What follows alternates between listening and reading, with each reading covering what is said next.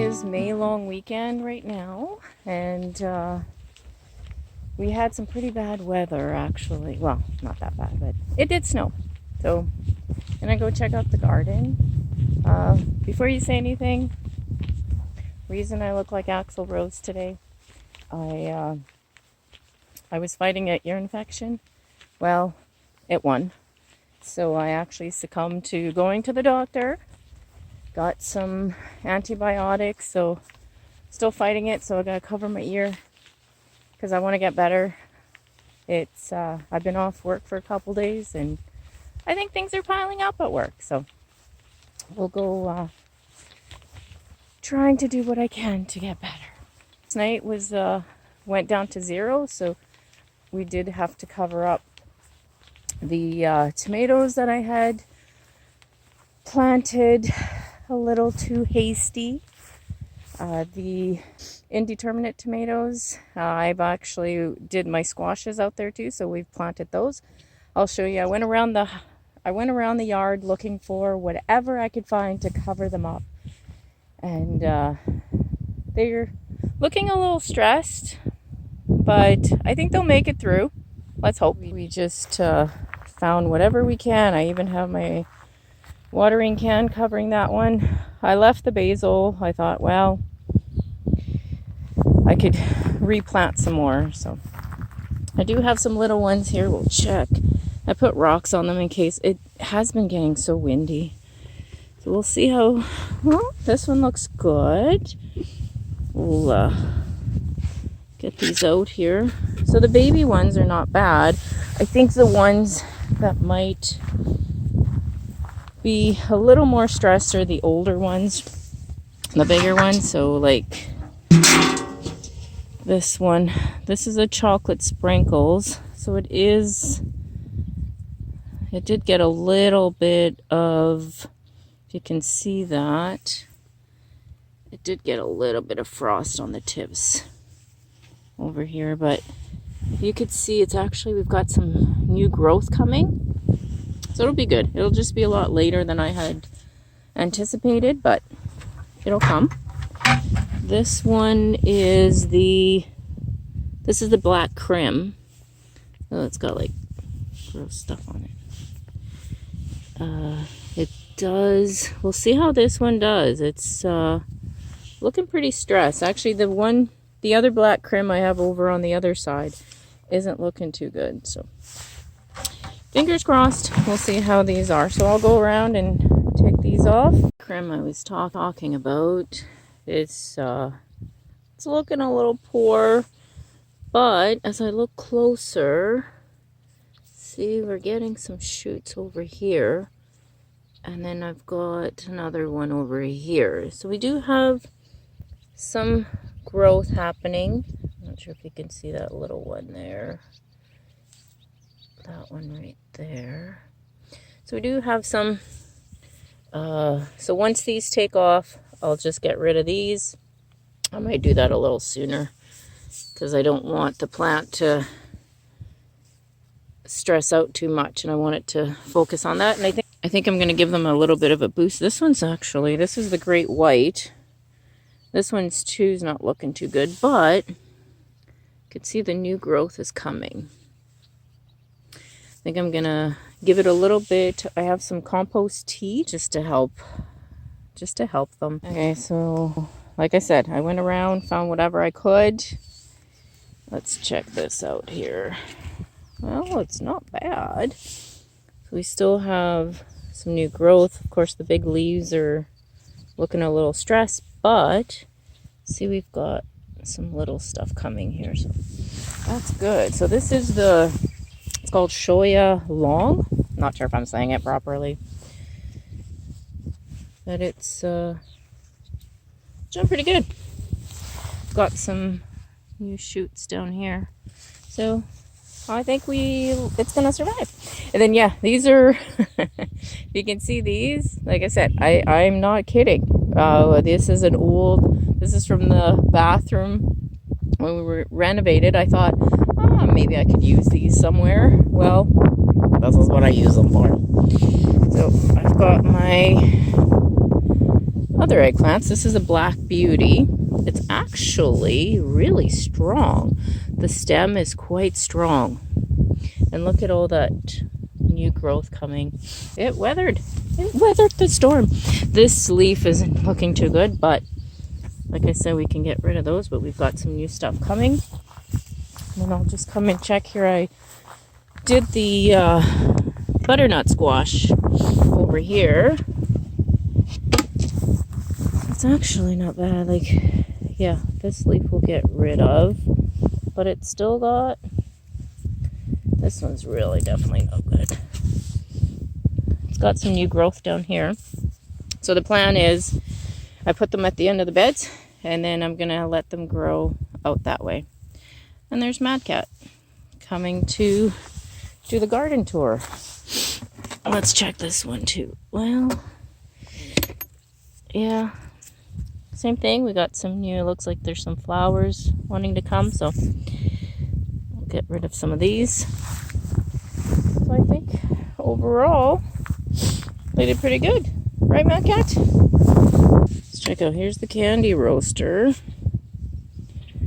It's got a few, yeah, I'll have to clip this. It doesn't, it's doing not so bad actually. Still got some new growth. So that's pretty good. A little bit of the rest of the garden that I planted before. These I did, these are the potatoes. You can see the stakes. Obviously they're not up. I've got 4 rows of potatoes. Now, this one's called an Alta Bush early, so, oh, blush. No, it's Alta Blush. Okay. I'm not wearing my glasses, so. It doesn't tell me. I'll have to read it more. If it doesn't tell me if it's a determinate or indeterminate potato. Okay, so a determinate potato is the same thing as a determinate tomato. So it's kind of a bush type. It grows all at once, and then the leaves die. Everything's all done. You usually end up with smaller potatoes with that, and the indeterminate, they actually grow longer. You get bigger potatoes, you get bigger yield for that. Usually an indeterminate is a late season. It's really hard to find out if your potatoes are indeterminate or determinate. Usually the indeterminate, you have to, like, they'll keep growing up and then you have to hill them. Bush potatoes, you don't have to hill them as much. And you can plant them closer too. They take less room. But so we'll check here. I also have, I did a Violet Queen. This is a mid-season. And then this is, I did a French Fingerling. And this one says it's a late season. And usually, oh, I can see that. It's a late season, but usually the late season ones are indeterminate, but usually I found out that a fingerling, it is probably a determinate, so I'm not sure. So I'll pay attention, mark it down.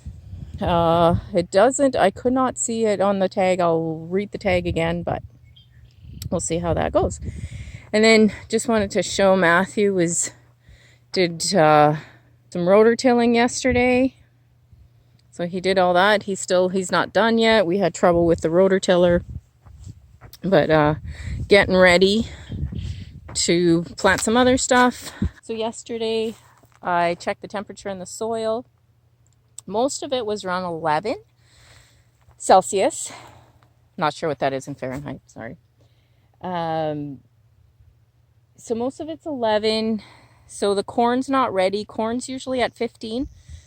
So I did start the corn indoors, so at least I'll have some corn earlier. And a lot of your brassicas, those can be done. A lot of your brassicas can be done sooner. So, and onions actually are at 10 or 11, I believe. So I'm gonna try to do my onions today. I did get some bulbs, so I'm gonna put those in today by the tomatoes, and then probably do a bit more carrots. You can do your carrots. Yeah, like, oh, sorry, I was going to say your brassicas, you could do it around 7. And your carrots you can do around same time, around same temperature, and your radishes. So I did start some before. And your beets too is another one you could do a little earlier. So your brassicas are your broccoli, your kale, your cauliflower, your cabbages. I haven't grown cabbages. I just not something I've done, but maybe we'll see. Maybe in another year I might try. Well, here we are in the greenhouse. I didn't put the heater on last night. Let's see. It's actually not bad. It's not bad in here. So it's not as crowded in here as it once was. A lot of these are the popcorn. These I reseeded. They're later. They didn't come through, and some of them take longer than others. It happens. It's all in the DNA of the seed. I have some peaches and cream here. These are a lot of my peppers over here. I like to succession plant. I don't want them. Oh, it looks like I gotta pinch some. You should actually be pinching. That's another thing. Want to pinch your peppers early on, even though it looked like. So we've got a little pepper. Because then what will happen is you'll see they're actually going to start sprouting then from the side this way, and they'll bush out, and you'll end up with more peppers. So it's a good idea to do that when they're young, for sure. This one, yes, they're not doing too well. I need to transplant them quite a bit. I bet you this one's pretty root bound, but I just didn't want to transplant them yet because pretty soon I'm getting them out. So this one should have been transplanted. It would have been doing a lot better. So see, I don't know if you could see, I still have, see if I can focus on here. I do have a little bit of some peppers that are growing that I do have to pinch a little bit more here. So I'll get that done. My tomatoes are so wanting to go outside. These are all, well, I have them all mixed around now, but these are the determinate tomatoes. I planted quite a bit. I didn't do too much of a succession planting with the tomatoes because I do want them all to come at once. It's a lot of work to do canning and sauces, things like that. So once you get your equipment out, it's nice to get it all done at once. So that was the reason behind that. My peppers too, some of them are not doing too well. They took a lot of windburn, but especially this one. I believe this is a giant Marconi. Nope, this is a Jimmy Nardello. But as you could see, it's growing some new shoots here. So I'll be pruning this back pretty soon, but it's got a really good stalk. I've got a couple. I added some worm gold to it yesterday. They were pretty stressful being in these pots. They would have liked to be out sooner, and these are either in a bigger pot, so I should have done that. I just didn't have the room. So lesson learned for next year. I've got, this is the White Wonder cucumber. Can't wait. This will be first time trying that. I've got quite a bit actually that I gotta get going. These are the peas these ones kind of dried up. So yes, they will handle freezing, but not if you miss watering them. So these were stuck in the back. And I just realized them yesterday that they weren't getting any water. This shelving system is it's not even. So I have to be careful. These are all pickling. These are the pickling cucumbers. And then over here in this one here are the cucamelons. Now as you can see, oh, it is coming out. Here I thought I was going to have to plant another one, but that's what I mean. Like, I planted them all at the same time, but this one's just starting to come up here. You can kind of see a little baby coming up there. Same thing with this one, although this one I don't think it grew. Same thing with this. I did them all, did quite a bit at once because to do my these are for pickling, so I'd like to do them all at once. I don't want to do 2 jars once a week. It's nice to get a whole bunch done at once. So that's the plan with these. I did start a different kind yesterday to get going. So these ones I did plant 2 per pod. So this is like one of those things that you get your when you go to the greenhouse. You get these. Now, always save these. I save these. I wash them with a little bit of bleach instead of throwing them out. They don't end up in the landfill. Better for the environment. These are plastic. Not very good. They're not recyclable. Or at least I don't think they are. I don't think they're recyclable. But the key, remember, it's reduce, reuse, and recycle. So I wasn't able to reduce, so I'm reusing. They will last. Like, I'm careful with them, and they could last. I've had some of these for quite a few years. And then most of my pots are actually, except for, as you can see, I use old yogurt containers, and then I've put holes in the bottom. Oh, this thing's really dry. Stick holes in the bottom. That's one thing you want to make sure, that you have holes in the bottom, your drainage holes. So I put those. I have, yeah, these are all individual yogurt containers. Now, it does look like I have an addiction to yogurt. Quite possibly, but actually, no, these are, I got these, one of the girls at work, actually both girls at work, eat these almost every day. So I've been taking them, and then, as I said, I put holes in the bottom. I just with a knife. That's what I've done. Nothing fancy. Oops. Nothing fancy. Just make sure there's some drain holes. And this way I reuse them, clean them up, and then I get to reuse them. Now, it's funny how usually, now these are recyclable, but it's funny how you don't realize how much garbage you produce unless you, like, keep them. So I've actually got quite a bit of those. Just wanted to show here, we've got, these are all the hot peppers I have in the bottom. Here I've got quite a bit. I'll go through them in a different video because this is getting a little long. These are all hot peppers. Then this is the spaghetti squash. Now I just have it in the tub here. Now, I'm not sure if you remember, I had both squashes. I had the butternut squash and then the candy squash on each end. Squashes will cross-pollinate quite easily, and so you want to keep them far apart. Now, the butternut and the candy are quite similar in taste according to the instruction or the description.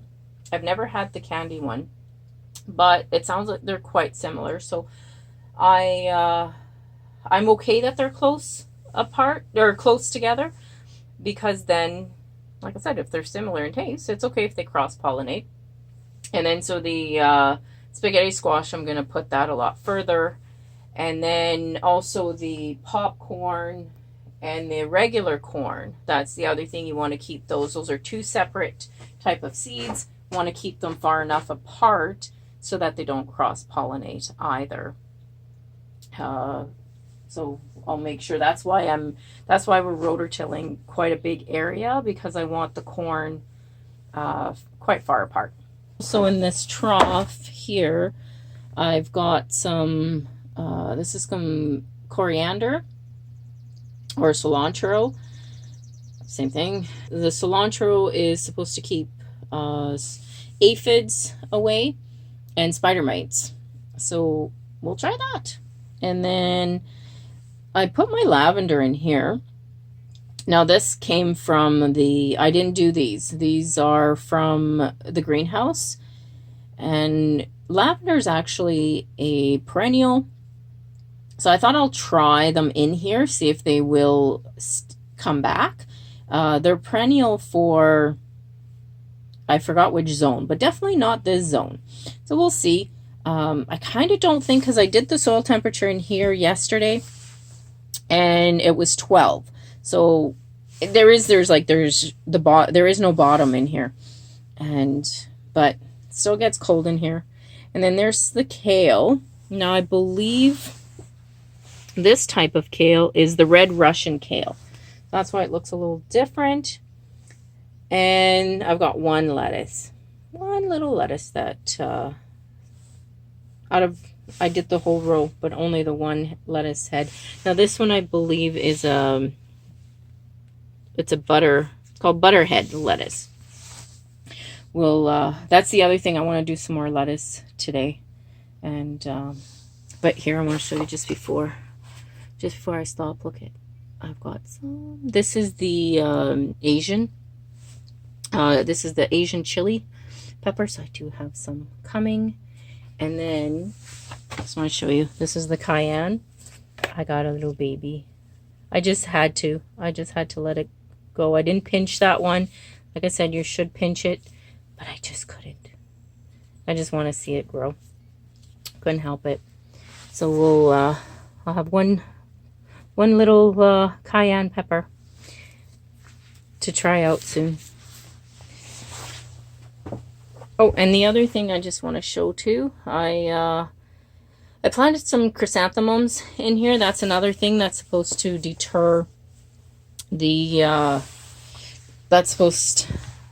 chrysanthemums are supposed to deter the aphids and spider mites. So we'll see if that works too. So thanks for watching, and as always, click the like button, click subscribe. Put some comments below to let me know if you've started your garden yet, which zone you're in, when you plan on starting your different seeds. Okay, thanks again. Have a great day. Hey, I think I really look like Axl Rose now. Or maybe I look like Bret Michaels. Rock on. Welcome to the jungle, baby. Oh, well, I guess every tomato has its thorn. Look what the cat dragged in. Sweet child of mine. Thanks, Bret Michaels. Gotta cry tough.